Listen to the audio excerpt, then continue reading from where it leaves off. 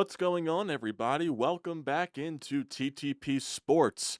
Definitely a very, very busy day here in South Philadelphia in terms of just crazy shit that is going on here with, sports teams, crazy stuff all the time.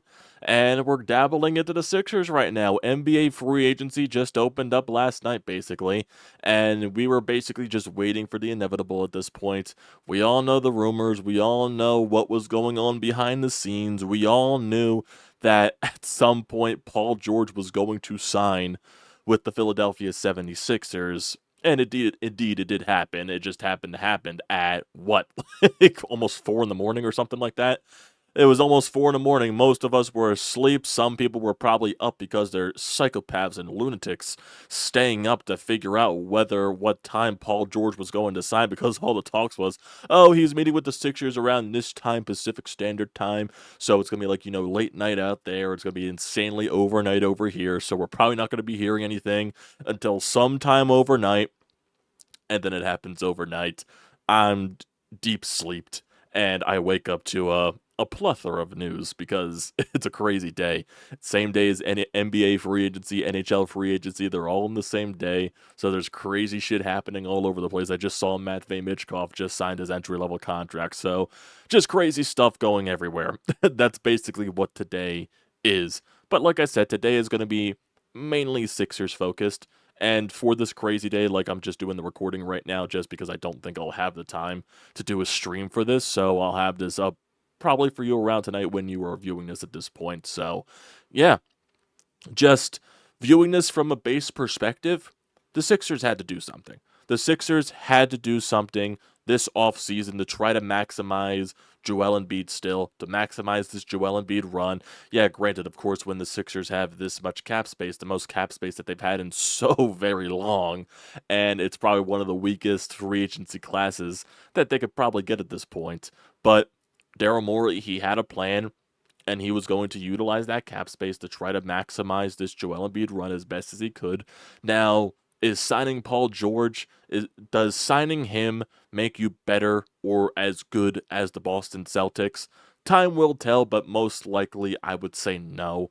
And yeah, granted, Joel Embiid is one of the best players on planet Earth right now. And if you can find a way to keep Joel Embiid healthy throughout an entire 82-game season so he could finally be healthy enough to start a playoff run, and hopefully he could be healthy through a playoff run, if you can get a fully healthy Joel Embiid through a playoff run to where he can just put up his MVP form throughout, yeah, you definitely have a very good chance. This is definitely not the Sixers giving Paul George this max contract and telling Paul George to go out there and be the Sixers' best player.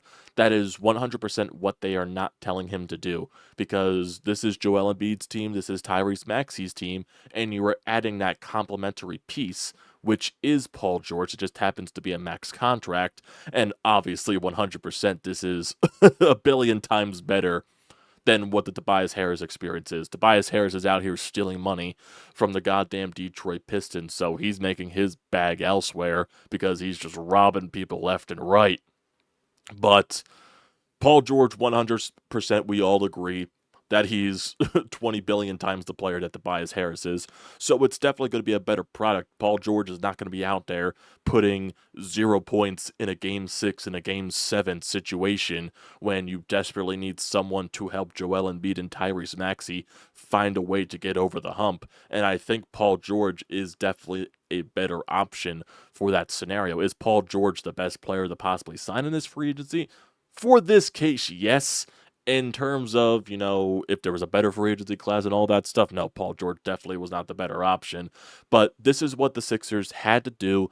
They have to maximize Joel Embiid and Tyrese Maxey, because at any God-given point that Joel Embiid can request a trade out of Philadelphia.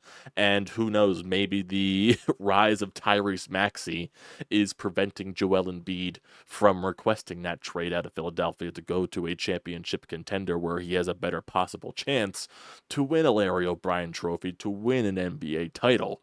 So he's, Daryl Morey wants to get as much possible out of the Joel Embiid experience.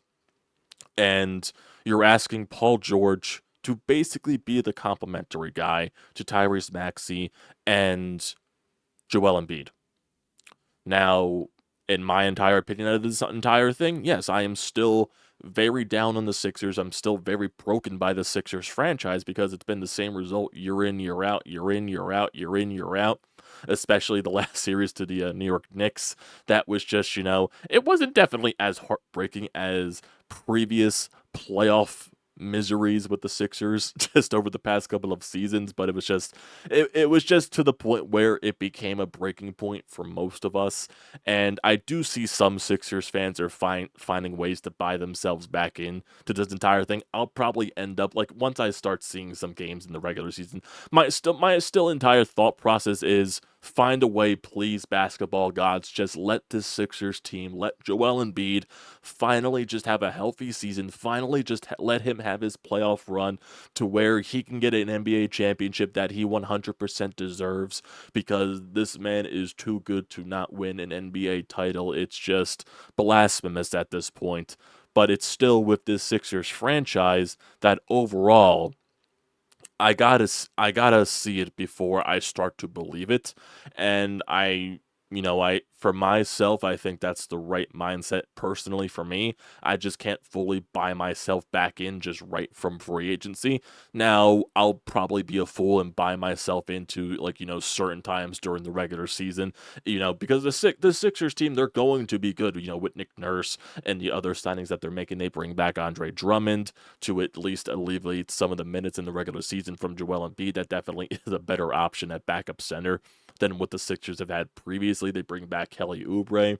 They make a veteran signing in Eric Gordon, which is 100% going to be 20 billion times better than the Buddy Hield experience. You get an experienced vet out there. If you can get him the ball in certain situations, he'll find a way to make the bucket. He'll hit it from beyond the arc. And also, you get Tyrese Maxey. You sign him to his extension, which is 100% deserved. And Tyrese Maxey, can't blame a guy for getting his bag as he just continues and continues to progress throughout, so far in his very young NBA career. And he's still definitely going to be growing even more. He's still very young in this league, very raw, and he's been finding ways to just steadily improve his game, just finding ways to take that next jump year after year after year after year. And I wouldn't be shocked if we find some way that Tyrese Maxey just completely unlocks another gear within his game. So that definitely will be something that is very interesting. McCain, the kid that they just recently drafted in the first round,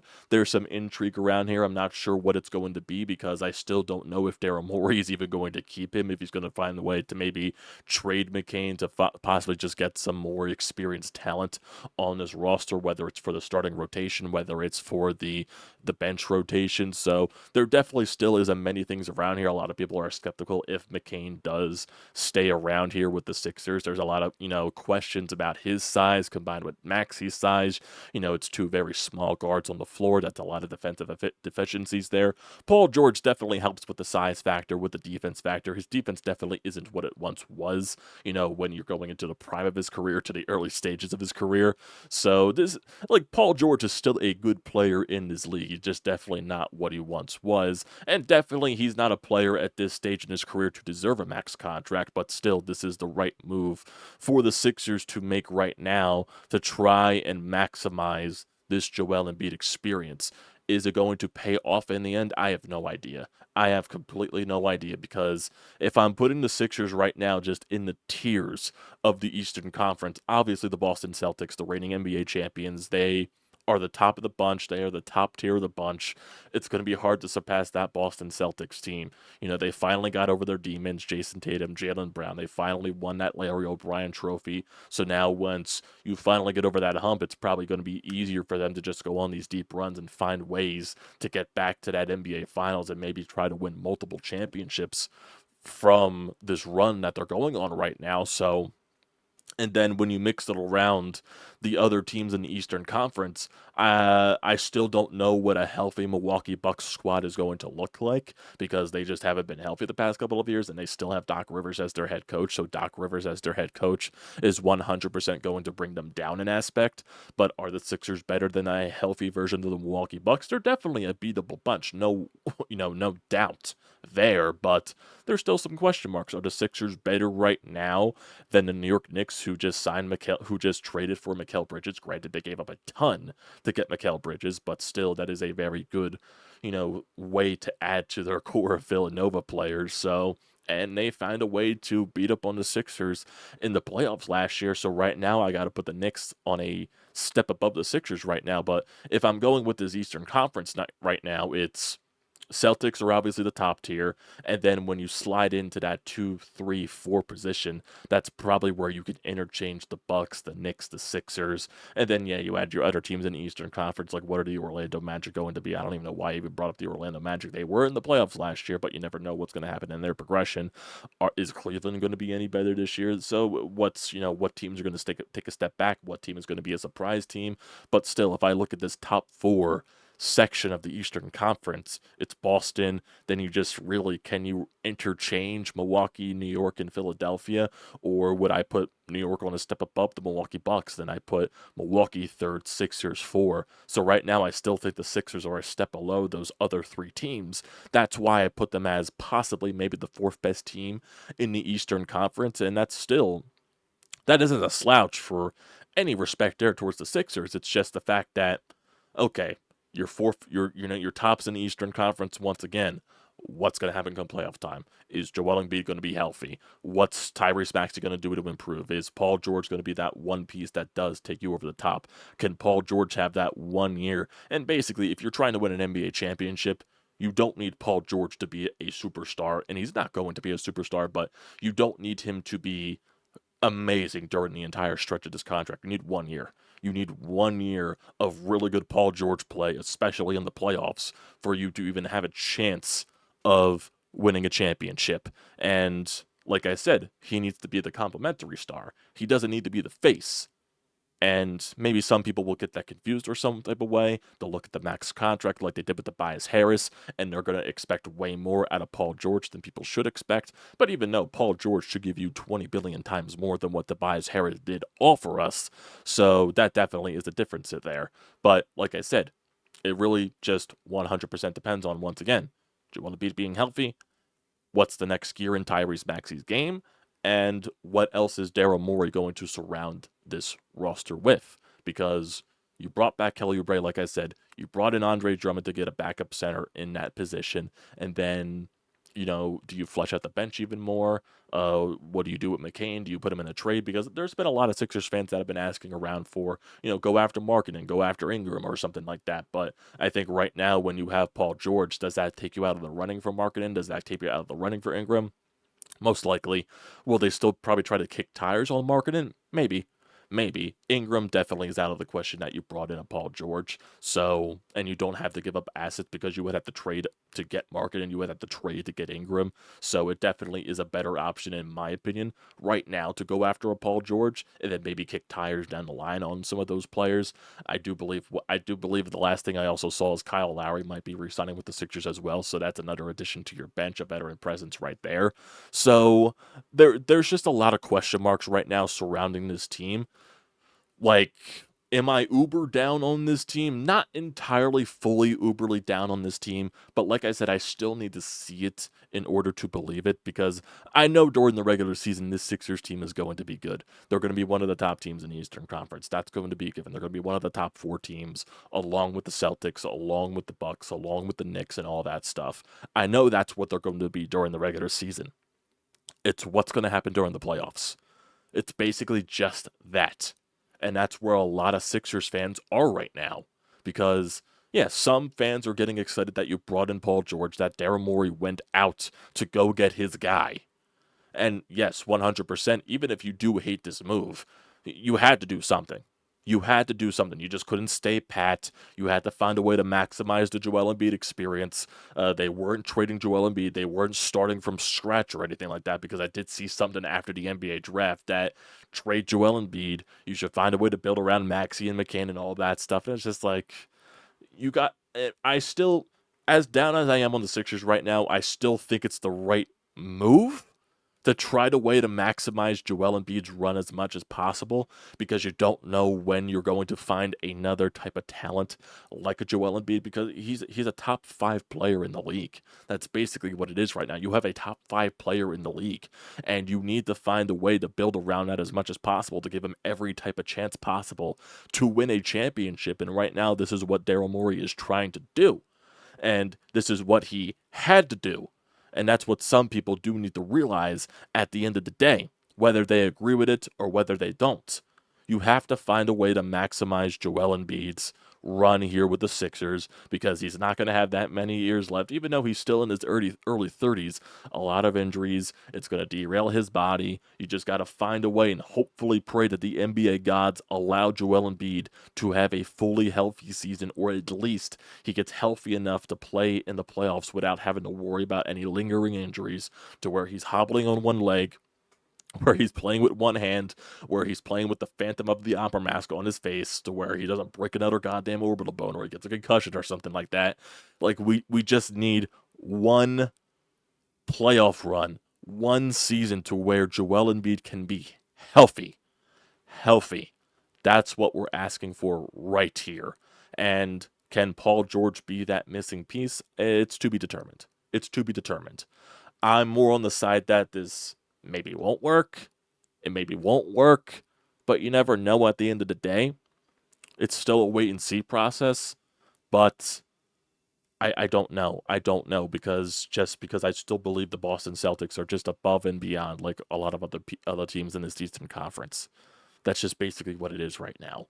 So, like I said, wait and see process. I'm sure Daryl Morey will be doing plenty of other things during this offseason to try to way to bolster around the starting rotation, to bolster around the bench, just to get as much bodies for Joel Embiid as possible, to put them in contention to try to win an NBA championship this season. So, we'll see. We'll definitely see here. It's going to be interesting, no doubt. No doubt. And we do have a voicemail here on the Anytime Hotline, and you can leave stuff there for future uses.